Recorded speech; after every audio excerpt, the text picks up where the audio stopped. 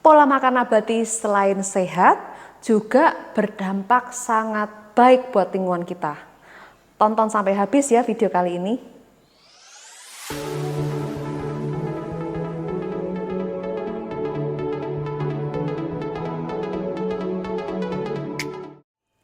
Pada video sebelumnya saya membahas mengenai pola makan nabati.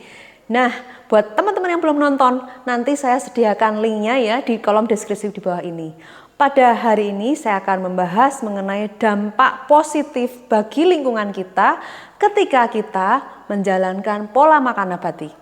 Bagi teman-teman yang baru pertama kali datang ke channel YouTube kami ucapkan selamat datang. Channel YouTube Bensan Story membahas mengenai kesehatan, pola hidup sehat, dan tips-tips sehat. Buat Anda sekalian yang tertarik dengan tema-tema tentang kesehatan, boleh subscribe channel kami, nyalakan tanda notifikasinya untuk mendapatkan update-update video terbaru dari kami. Oke, kami melakukan konten YouTube ini untuk kepentingan edukasi dan tidak untuk menggantikan konsultasi medis dengan tenaga kesehatan. Dan konten YouTube kami adalah hasil riset dan pembelajaran kami serta pengalaman pribadi kami. Dan kami tidak bertanggung jawab akan adanya penyalahgunaan informasi dari konten YouTube kami. Jadi teman-teman, kalau kita berpola makan nabati, kita cukup menanam tanaman, kemudian kita makan. Menanam padi, kita makan padi. Sayur, kita makan sayur. Sudah selesai rantai makanannya di situ aja. Tapi kalau kita makan daging hewan, berarti ya kita menanam nih ya, misalnya jagung gitu. Lalu jagungnya itu kita harus proses, lalu dikeringkan, lalu dikasih ke sapi misalkan atau ternak ya, sapi gitu. Kemudian habis itu baru kita makan sapinya. Tapi karena kita enggak mungkin makan sapi aja kan. Kita kan tetap makan nasi. Nah, kita double nih. Udah makan hewannya, kita juga makan, kita harus nanam lagi untuk kita makan nasinya lagi gitu loh. Jadi panjang rantai makanannya. Nah, dalam sebuah peternakan itu berarti menyumbang banyak hal pada emisi gas rumah kaca ya. Kita kan sekarang global warming.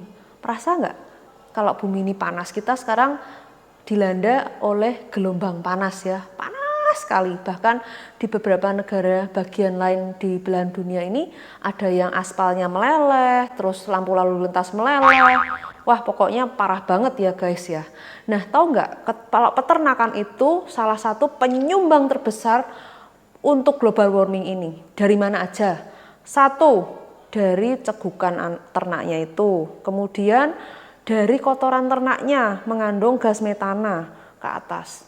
Berikutnya adalah ketika kita membuat peternakan, maka kita menebang pohon yang banyak ya untuk jadi lahan peternakan yang luas. Nah, itu kita sudah mengorbankan banyak pohon yang merupakan paru-paru dunia ya kan.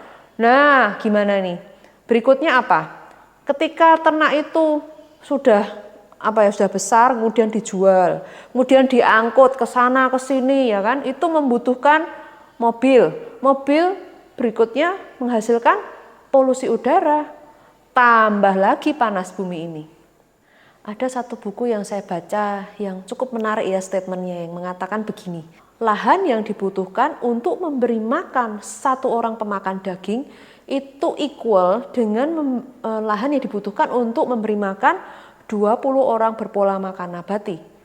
Wow. Nah, maksudnya apa ya statement ini ya? Mari kita renungkan bersama. Yang pertama, ketika kita memakan daging, kita butuh yang namanya adalah lahan yang luas. Berarti kita harus menyediakan lahan untuk peternakan, betul ya? Berikutnya, selain peternakan apa? Kita membutuhkan jumlah air yang banyak, ya kan? Untuk minum ternak-ternak itu ataupun untuk membilas kotorannya. Kalau ternak sapi itu setahu saya kayak harus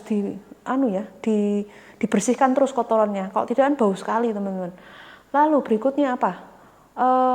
Pakan, ya kan? Karena ketika kita memberikan pakan pada ternak, berarti kita harus membeli atau menanam sendiri lebih banyak sayuran, ya kan, untuk diberikan makan pada ternak itu. Padahal kalau kita makan nabati, ya udah sayuran kita makan, bye, selesai perkara ya kan, cukup. Nah, kita sudah nyadar nih ya, bumi semakin panas, terus global warming. Terus apa yang bisa kita lakukan? Kalau kita disuruh menghentikan asap knalpot di jalanan, kan nggak mungkin, ya kan? Karena jumlah penduduk itu semakin tambah, kemudian orang kredit motor gampang banget, kredit mobil gampang banget, orang beli mobil, motor, semua pakai mobil dan motor. Berikutnya, kalau kita mau menghentikan industri, tidak boleh berproduksi karena mencemari lingkungan, juga tidak mungkin karena itu adalah urusan perut banyak orang, berapa banyak yang kerja di pabrik itu. Jadi yang bisa kita lakukan sebagai awam, orang yang pribadi lepas pribadi adalah kita dengan berpola makan nabati. Karena kalau kita tidak makan daging, berarti demand dari daging itu akan turun. Hukum pasar, demand turun juga supply akan turun. Betul? Jadi dengan tidak makan daging maka kita akan membantu sebetulnya sedikit. Tapi kalau yang melakukan ini tidak cuma satu orang, tapi banyak orang berpikiran yang sama, maka akan memberikan dampak yang luar biasa pada bumi kita ini. Nah, kalau satu orang melakukan pola makan nabati, kemudian teman-temannya ketularan dan seterusnya kita berikan mindset yang baik buat teman-teman kita bahwa berpola makan nabati kita sama-sama yuk kita menyelamatkan bumi ini. Bisa nggak guys? Nanti boleh ya berkomen di kolom komentar di bawah ini. Semoga video ini bermanfaat. Terima kasih buat Anda yang sudah menonton. Saya ucapkan selamat datang yang baru pertama kali datang ke channel YouTube kami. Channel YouTube Bensan Story membahas mengenai kesehatan, pola hidup sehat, dan tips-tips sehat. Silahkan nyalakan tanda loncengnya ya untuk mendapatkan update-update video dari kami. Dan jangan lupa klik tanda subscribe-nya. Saya Santi dari Bensan Story. Terima kasih sudah menonton dan sampai jumpa di konten berikutnya.